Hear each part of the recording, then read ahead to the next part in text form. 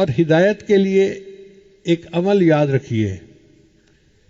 کسی بندے کا عقیدہ ٹھیک نہ ہو، کسی بندے کے عمل ٹھیک نہ ہو، ماں باپ کا نافرمان ہو، یا اور ایسی کوئی اس کے اندر عیب ہو، تو اس کو ایک وظیفہ کروائیں. کون سا وظیفہ؟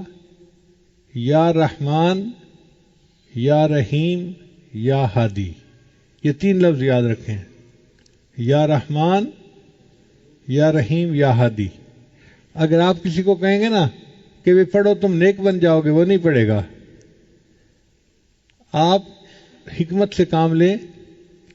اگر کوئی بچی ہے، بے نمازی ہے، دنیا کی طرف لگی ہوئی ہے، دین کی طرف آتی نہیں ہے، اس کو کہیں کہ بچہ یہ عمل کرو، ہر نماز پڑھو اور نماز کے بعد یہ 21 مرتبہ یا رحمان، یا رحیم، یا ہادی. اور اگر نماز نہیں بھی پڑھتی تو ویسے ہی دن میں 21 مرتبہ پڑھ لے یا رحمان، یا رحیم، یا ہادی، تو تمہارا رشتہ اچھی جگہ ہو جائے گا. اب یہ بات ایسی ہے کہ جس کو سن کے ہر لڑکی متوجہ ہو جاتی ہے، میرا رشتہ اچھی جگہ پہ ہو، میں ہر عمل کرنے کو تیار ہوں.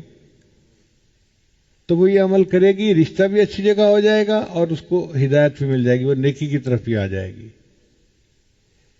کوئی بندہ ہے تو اس کو کہے بھی آپ کرو، آپ کا کاروبار اچھا ہو جائے گا.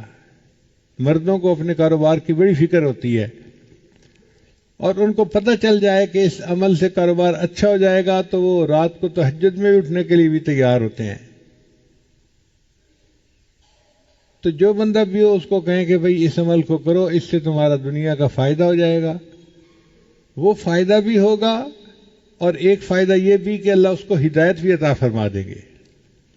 ہمارا یہ تجربہ ہے کہ جس بندے کو یہ عمل دیا جائے اور وہ اس کو باقاعدگی سے کرے، 40 دن گزرنے سے پہلے پہلے اللہ اس کو ہدایت عطا فرما دیتے ہیں. ہم نے کفر پہ جمے لوگوں کو اسلام قبول کرتے ہوئے آنکھوں سے دیکھا ہے. تو یہ ایک بڑا عظیم عمل ہے، یا رحمان، یا رحیم، یا ہادی. اور اپنے لیے بھی پڑھا کریں اس کو کبھی کبھی، 2-3 دفعہ پڑھ کے اللہ سے دعا مانگیں کہ اللہ ہمیں آپ نے ہدایت دی، اب ہدایت کے اوپر ہمیں جما دیجیے.